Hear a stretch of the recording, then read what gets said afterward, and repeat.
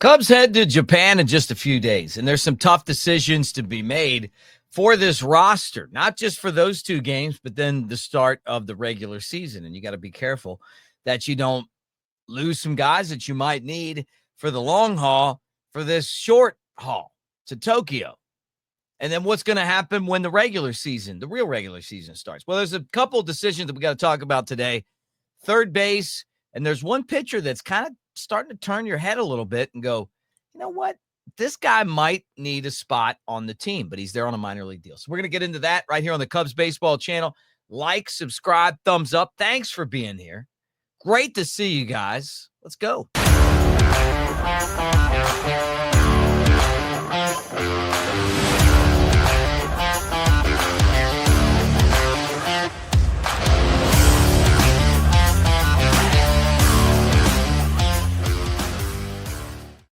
What do you say, everybody? Mick Gillespie at Broadcaster Mick on the socials, and it is really a pleasure to have all of you guys hanging out here today as we talk Cubs baseball. So, look, a couple things right off the bat. First off, thank you guys for being here. Second thing is like, subscribe, and thumbs up as we talk Cubs baseball, and we do it on a daily basis. So let's get into this right out of the chute here, because I think it's one of the most important things we're going to talk about.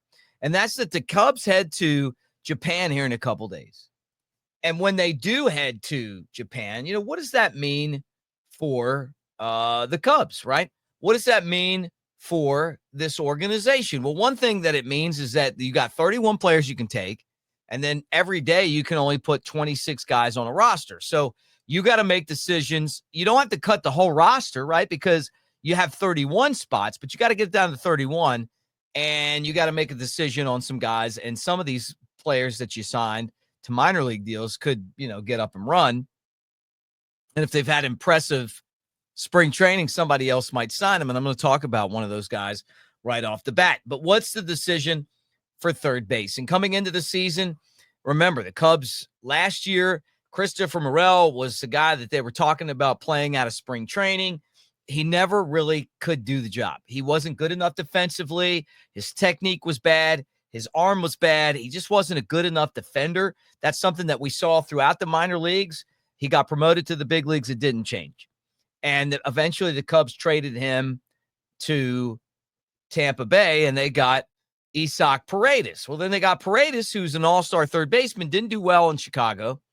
And they traded him and their future third baseman in the same deal, which is ironic, to the Houston Astros, and got Kyle Tucker back, which is great because Tucker's a great player. But on the bad side of it, this roster, they have an overabundance of outfielders, and they just signed it. They got another one. So that doesn't make a lot of sense, no matter how you look at it. But he is one of the best players in baseball. And we talked about him on the show yesterday. I know he's got off to a slow spring training start, but guess what, guys? I'm going to tell you something. They don't count these stats. Yeah, the stats don't count. Nobody cares about spring training. It's the regular season. He goes to Japan and hits a couple home runs. Those are the ones that are going to go on his box score or his stats in the box score. These spring training games don't matter. He can go 0 for 80 in the spring training games if he even got 80 at bats, and it's not going to matter. Nobody's ever going to remember that. But what about third base? Matt Shaw is a first-round pick. He's a guy that everybody feels like is going to be the next third baseman for the Cubs. They're kind of setting him up for that. But he had the oblique injury to start spring training, got a late start. He's never played in a big league game before. Should we expect him to be the guy at third? And the Cubs were in the mix for Alex Bregman. They didn't put the cheddar up to go ahead and sign him.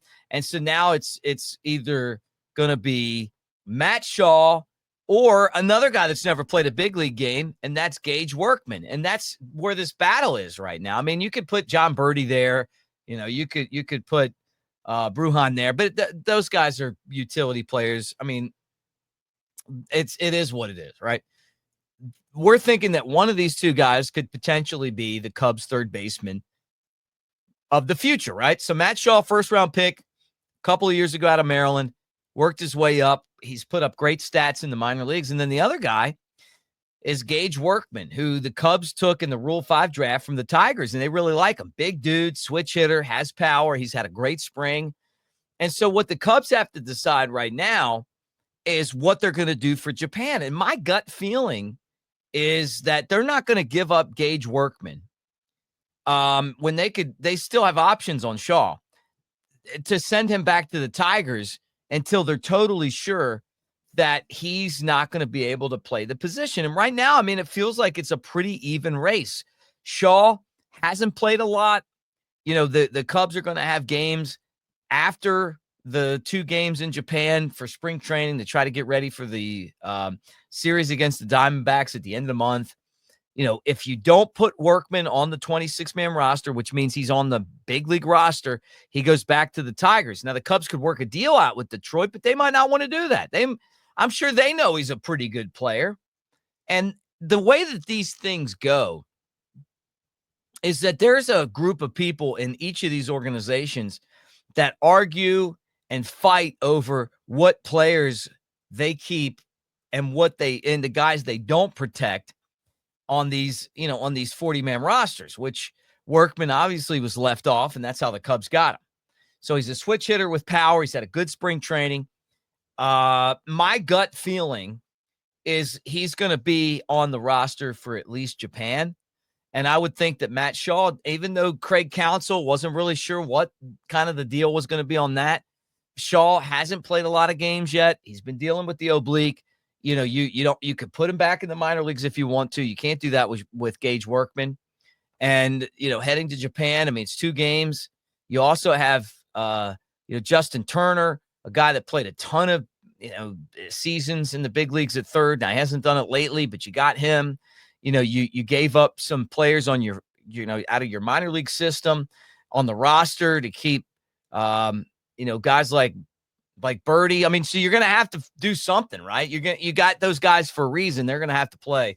And so my gut feeling as this roster battle goes on between Workman and Shaw, that I think that the Cubs are going to eventually try to figure out a way to keep both of them, whether that's Shaw starting the season in AAA or, Workman kind of being a back and forth guy. Meaning not back and forth between AAA and the big leagues, but back and forth between the bench and third base. But that's my gut feeling. So we'll see how that goes. But that going into Japan, this is one of the things that you guys got to keep an eye on. I don't have a real feel other than Shaw hasn't had a lot of game experience this year. Plus it's not like he's a, big leaguer. I mean, he hasn't played in the big leagues. So that's what makes sense to me. Now, the other one, the roster decision wise, this guy, Brad Keller. Keller is a guy that was an 8th round pick by the Diamondbacks in 2013 and has had a pretty good big league career. Ended up starting in the pros or in the major leagues with Kansas City in 2018. And he was a starting pitcher. That year he was kind of in between, half starts, half bullpen, had a good year, 9-6 record and a 3.08 ERA. And that was 41 games, 20 starts. I mean, you talk about splitting it down the middle. But with Kansas City, the next year he came back, was in their rotation. Then 2020, made 9 starts, 9 appearances for Kansas City. Kansas City 21, 8-12, a 5.39 ERA, but a guy that you can count on. 26 starts that year. Kansas City 22, 23 Kansas City. Then last year, you remember him with the White Sox, with the Red Sox, both Sox. And then, dealing with shoulder injuries and, shoulder surgery, he comes back with the Cubs. Well, the reason why the Cubs are kind of excited about this guy is that, he's got a minor league opt-out, which could put him wherever he wants to go if he doesn't make the Cubs roster. He's been a starter, but he's been a reliever. But it's that the former, really top prospect and 29-year-old now is kind of seeing an uptick in his velocity. Like he's figuring it out. Like maybe it's coming together for him. And even though you don't see a lot of guys that are able to bounce back from some of these shoulder injuries, Keller certainly is able to do that. And he's still relatively young.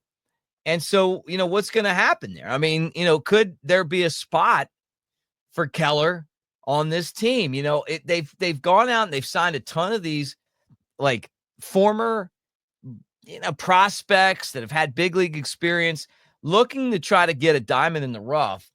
And maybe that's Keller. And there's other teams that are eyeing him. So if he doesn't make it with the Cubs, there's still a chance that somebody else could snatch him up. But when you look at this roster, you're going, okay, the bullpen, obviously looking for pieces. Keller could be one of those guys, but he's also one of those guys, if he doesn't make the opening day roster, he's going to bounce and somebody's going to, he figures, pick him up. So we'll see what happens. But I think that the Cubs are pretty impressed with the stuff that he's had so far. And isn't this what you're looking for? I mean, you go out and you make these signings and you're like hoping, hey, man, somebody makes it that we can't not sign him. It's not like Keller's numbers this spring, blow you out of there. A 1-0 record and a 5.14 ERA. But in 7 innings, he's given up 1 walk and 6 strikeouts. The velocity's up. And that's what they're looking at, man. Just the stuff. Like, can he come in and help us? And I think you get the feeling when you watch him that he can. So, and obviously that's what this is all about. So we move forward. Cubs beat the Mariners yesterday, 9-8. And it's fun watching these Cubs win every single day. I mean, I love it. Pete Crow Armstrong showing you guys what I've always said about him, and that's that he's got a lot more pop than people give him credit for. The win for the Cubs makes them 10-3-3 this spring. So of all those games, they've only had 3 losses, 3 ties, which is great. But Pete Crow Armstrong, what a game, man. 5 runs batted in, the grand salami, showing off the fact that the guy has pop. He's got just amazing hand-wrist coordination and pop. And, a really, really good game for Pete Crow Armstrong, who hit a couple of home runs for the Cubs. And I'm going to say this to you, and I said this 2 years ago, that he's surprisingly powerful. And when he gets to the point where he figures out the big leagues, if that happens, he's going to be a guy that I see in the leadoff spot that's dangerous because he can hit, and he can hit for power. So it was good to see him do that. And, and the Cubs get another win. So that's what happened yesterday. Went over the Mariners. Now the Cubs, as they kind of slow the spring training schedule down a tad, right? Because the next thing coming for them is Japan. But they got the Giants today. That's at Sloan Park. Then they're going to Glendale. No, excuse me, Surprise. No. They're going to out to the West Valley to play the Guardians, and that's in the same complex as the both of the Ohio teams. So it's the Guardians and the Reds. And after that, they play the Brewers, and then they head to Japan. So that's where they are right now. And it's Goodyear. It's not Glendale, but out in the West Valley. So a couple games left in the Valley, though, of the rising sun. And then the Cubs head to Japan to take on the Dodgers in Tokyo, it's really awesome. But anyway, thanks for hanging out on the channel here. Like, subscribe, thumbs up. Thank you guys for making this channel, Cubs Baseball Channel, CBC, part of your Cubs baseball routine, and appreciate you so much. We'll do it again tomorrow. It'll be fun. We'll talk all about everything going on in the world of Cubs baseball. Oh, gone. Now I'm back. Like, subscribe, thumbs up. Let's get this thing finished up for the day. And again, I will talk to you first thing in the morning tomorrow. Unless something breaks, maybe the Cubs do something big. We'll have that for you. Thanks. Go Cubs.